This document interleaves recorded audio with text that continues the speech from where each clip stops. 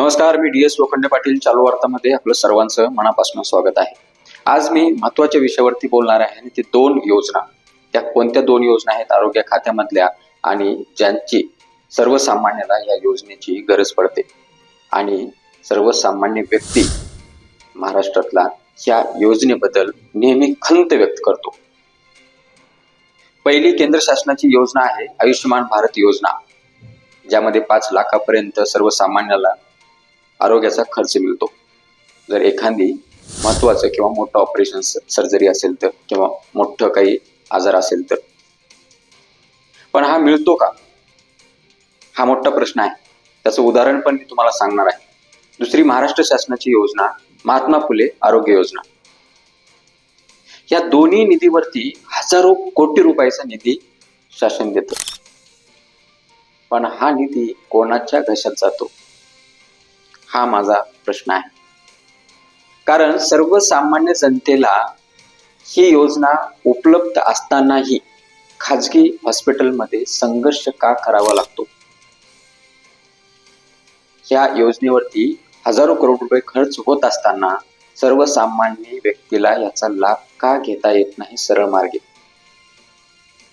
याचं ज्वलंत उदाहरण काल विधानसभेमध्ये लोणीकर जे आमदार आहेत, या आमदारांनी हा प्रश्न उपस्थित केला की आमच्या मतदारसंघामध्ये एक असा शेतकरी आहे की ह्या योजनेचा लाभ घेऊ शकत नाही आणि 2 महिन्यापासून त्यांचं बायपास करायचं जे ऑपरेशन आहे, बायपास सर्जरी 2 महिन्यापासून प्रलंबित आहे.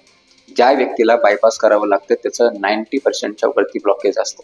मला सांगा, माझा आता ह्या शासनाला प्रश्न आहे जनतेच्या वतीने, एखाद्याचं हृदय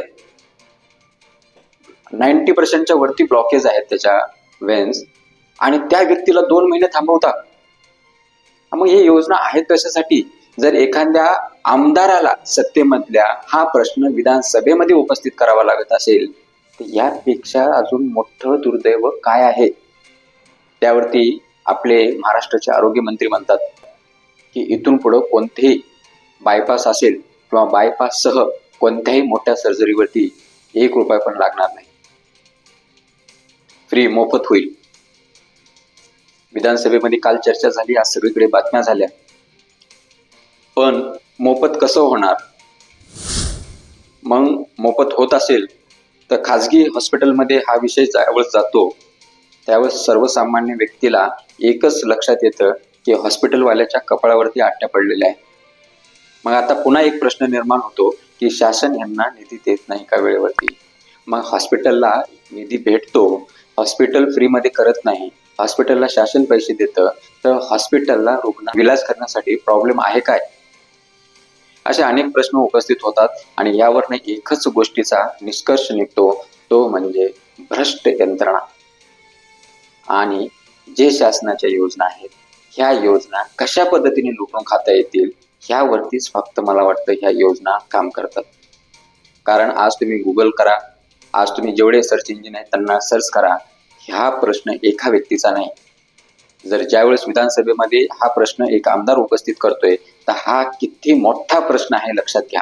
हे एका भागामधल्या एका व्यक्तीची व्यथा आहे, पण हे महाराष्ट्रामध्ये किती मोठं हे म्हणजे दुर्दैव म्हणू शकतो की सर्वसामान्य लोकांसाठी ह्या योजना असताना सर्वसामान्य लोकांना ह्या योजनेचा लाभ घेता येत नाही. मग आता पुन्हा एक प्रश्न आहे, एवढे हजारो कोटी रुपयाचा निधी जातो कुठे मग? आणि ज्या योजना सामान्य लोकांसाठी आहेत त्या सामान्य लोकांसाठीच असल्या पाहिजे, त्यामध्ये भ्रष्टाचार झाला नाही पाहिजे आणि सामान्य जनतेनेही प्रश्न विचारता आले पाहिजे, सामान्य जनतेनेही प्रश्न विचारले पाहिजे. संविधानाने प्रत्येकाला अभिव्यक्ती स्वातंत्र्य आणि अधिकार दिलेला आहे की तुम्हाला तो अधिकार आहे, तुम्ही लढा, झगडा आणि ज्या योजना सरकारच्या आहेत त्याचा फायदा करून घ्या.